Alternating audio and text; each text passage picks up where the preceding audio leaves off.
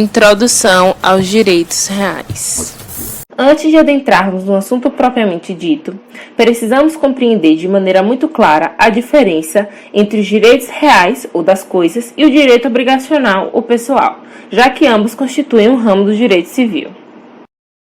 Os direitos reais regulam as relações jurídicas reais, ou seja, a relação que se estabelece entre o titular de uma coisa e a sociedade em geral. Ou seja, para haver uma relação jurídica real, é necessário que haja uma pessoa e um bem, onde essa pessoa é titular desse bem.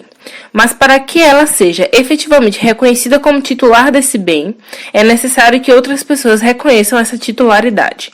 Em outras palavras, só posso me tornar dono de um bem se outras pessoas não são donas desse bem e se a sociedade reconhece essa titularidade. Assim, concluímos que as relações jurídicas reais estabelecem-se entre o titular do bem e os não titulares do bem, ou seja, toda a sociedade em geral. Nessa realidade de titulares e não titulares surgem direitos e deveres. Os deveres consistem na abstenção de qualquer ato prejudicial ao direito do titular.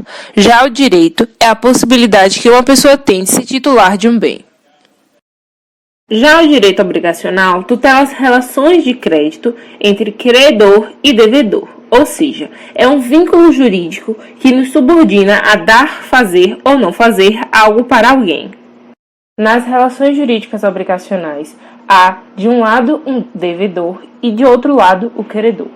Entre eles, prestação devida pelo devedor ao credor de um objeto ou de um bem. Essa relação possui efeito interpartes, que significa entre as partes, ou seja, as partes são essenciais para a constituição dessa relação jurídica. Já nos direitos reais, essa relação jurídica ocorre entre o sujeito e o objeto ou bem, e possui oponibilidade erga omnes, ou seja, se uma pessoa é titular de um direito real sobre uma coisa, é livre para exercer seu poder sobre ela, cabendo a todos os demais o dever de respeitar o exercício de tal direito. Bom, agora nós vamos falar o conceito de direitos reais. Direitos reais é o conjunto de normas que regem as relações jurídicas concernentes aos bens materiais ou imateriais, suscetíveis de apropriação do homem. Ou seja, é o poder imediato que a pessoa exerce sobre a coisa, sendo essa coisa um bem móvel e imóvel, corpóreo ou incorpóreo, que tem eficácia erga omnes, isto é, a sociedade ela deve se abster de molestar a titularidade deste bem. As características dos direitos reais são direito de sequela, prescrição aquisitiva e direito de preferência. O direito de sequela é subdividido em princípio da aderência e princípio da ambulatoriedade. O princípio da aderência diz que o titular do direito real pode buscar o bem de quem injustamente o detém. Exemplo: A hipoteca a B um bem em garantia de pagamento de uma dívida. E A, de má fé, vende este mesmo bem sem pagar esta dívida a C, que compra este bem de boa fé.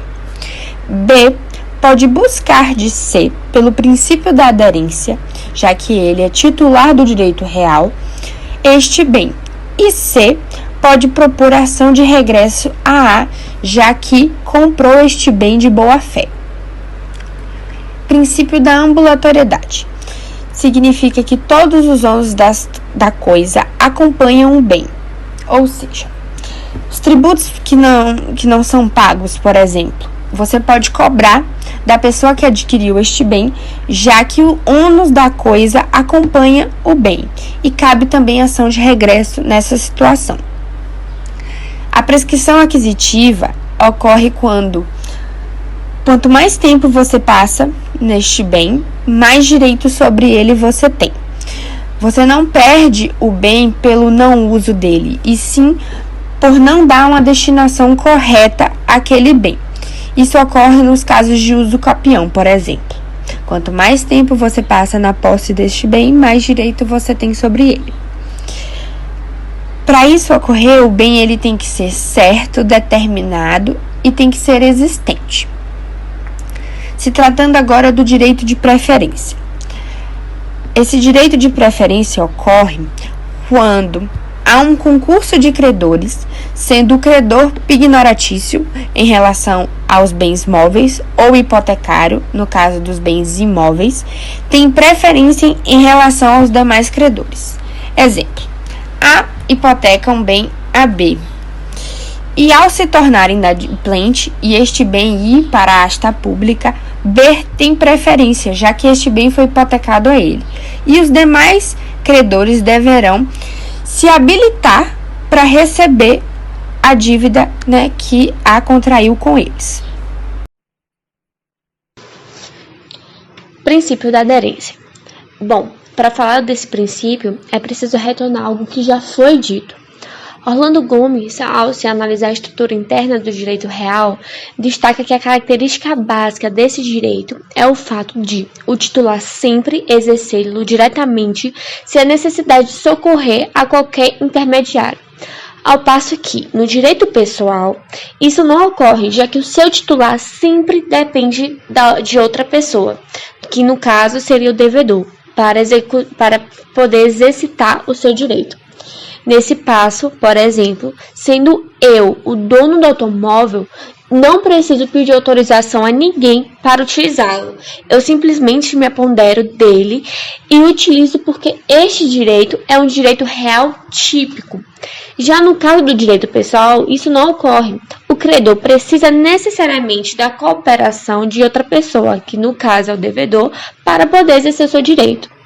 Em decorrência dessa relação, seu titular tem o direito de reivindicá-lo onde quer que se encontre, independentemente de quem seja o devedor, tal como preconiza o artigo 1228 do Código Civil, que diz: o proprietário tem a faculdade de usar, gozar e dispor da coisa e o direito de reavê-lo do poder de quem quer que injustamente possua ou detenha. Sendo assim, o princípio da aderência surge da perda da posse da coisa que estava sob sua guarda ou sua propriedade, derivando do latim jus persequitim, ou seja, aquele que tiver sua coisa molestada por outrem poderá perseguir a coisa ou reivindicá-la em poder de quem quer que esteja pela ação de reintegração de posse. Em outras palavras, segundo o qual o titular do direito real pode ir atrás do bem aonde quer que se encontre.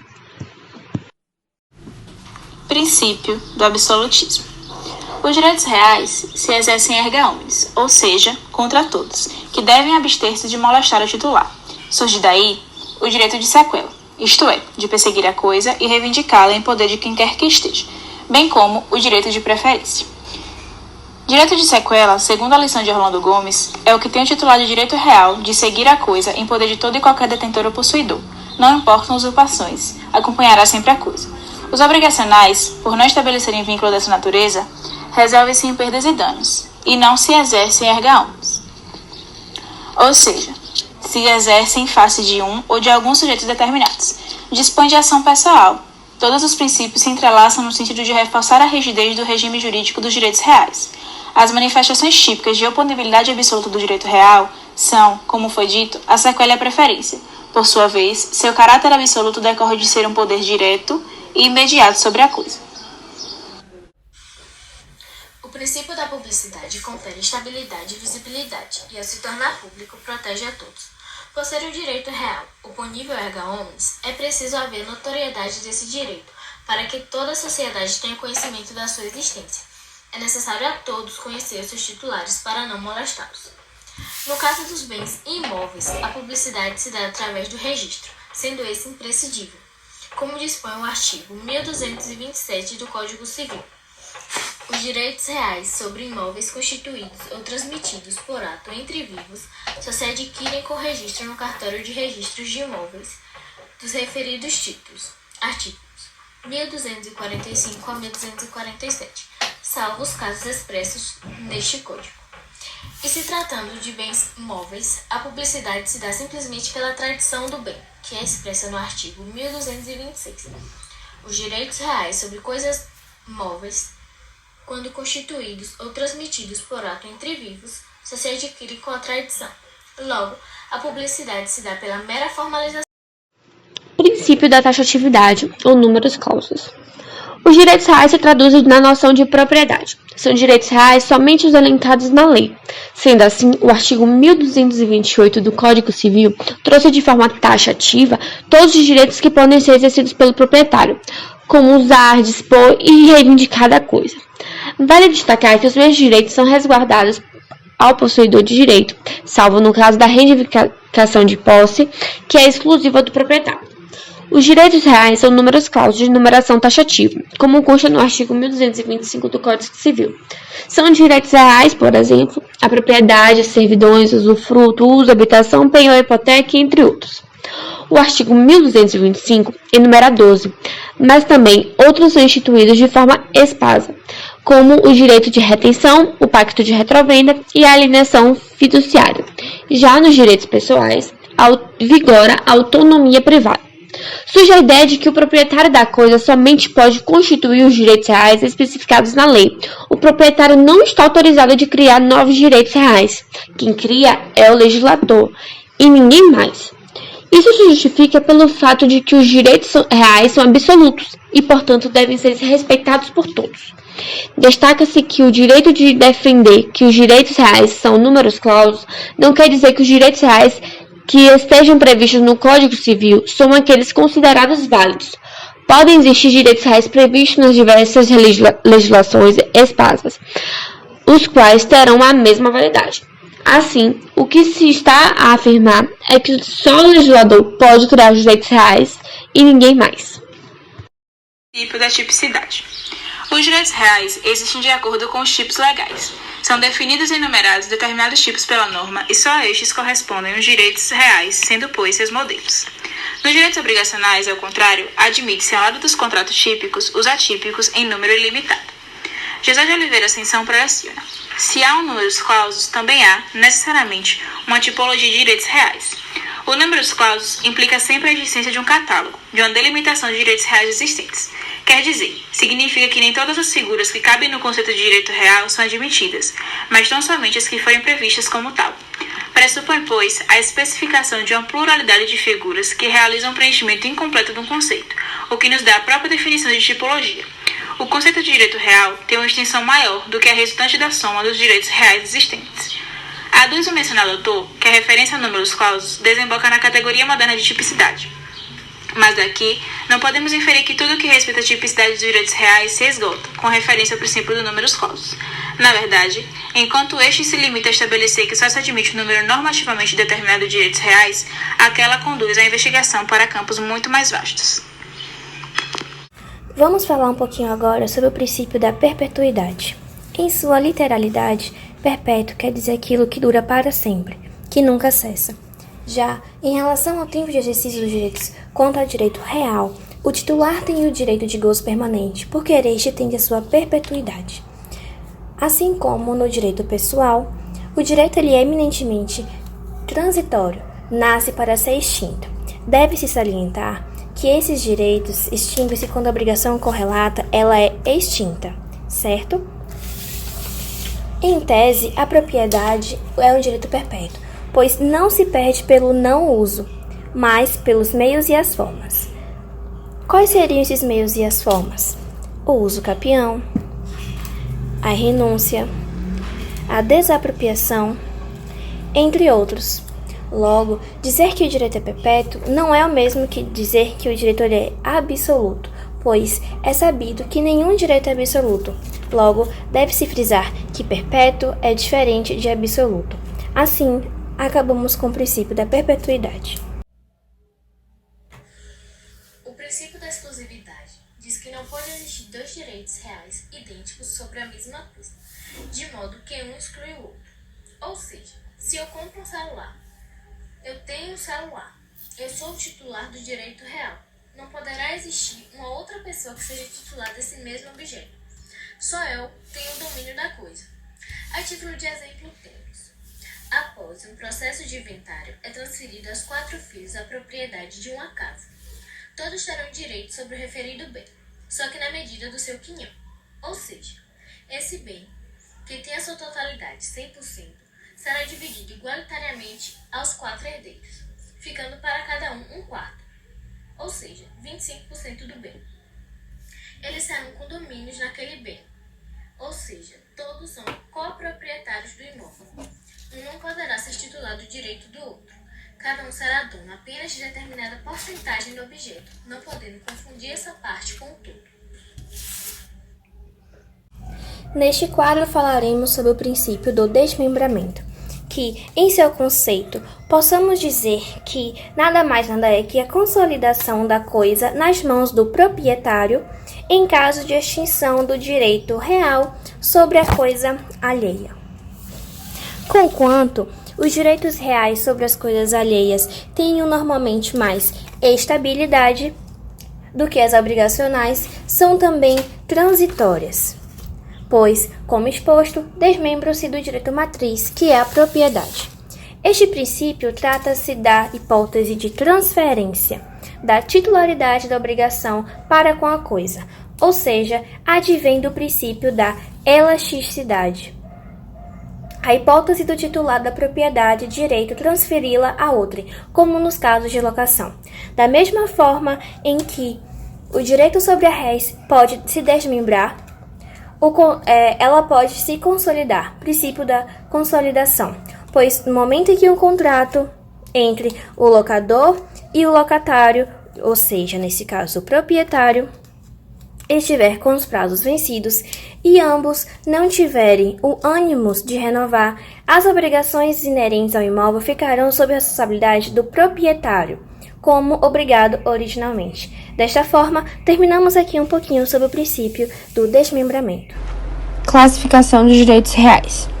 A classificação majoritária divide o direito real sobre a coisa própria e o direito real sobre a coisa alheia. O direito real sobre a coisa própria está relacionado com a propriedade, já que a propriedade é a manifestação primária e fundamental dos direitos reais, detendo um caráter complexo, em que os tributos de uso, gozo, disposição e reivindicação reúnem-se. Já o direito real sobre a coisa alheia é uma modalidade em que o titular do direito real terá algum poder inerente à propriedade do outro, que ficará com a propriedade limitada. Esse tipo de direito real ele vai se subdividir em direito real de gozo e fruição, direito real de garantia e direito real de aquisição. Direito real de gozo e fruição é o desmembramento em relação ao uso da coisa, como, por exemplo, a servidão, o usufruto, o uso e a habitação. O direito real de garantia é o desmembramento em relação à disposição da coisa. Exemplo, quando você limita o direito de dispor da coisa. Se não cumprir a obrigação principal, o credor ele pode dispor da coisa, como no caso da hipoteca, do penhor e da anticrese. E por último, o direito de aquisição, que é o desmembramento do direito de aquisição. O titular ele transmite a propriedade para terceiros, paulatinamente. A exemplo do compromisso irretratável de compra e venda, previsto no artigo 1417 e 1418 do Código Civil de 2002.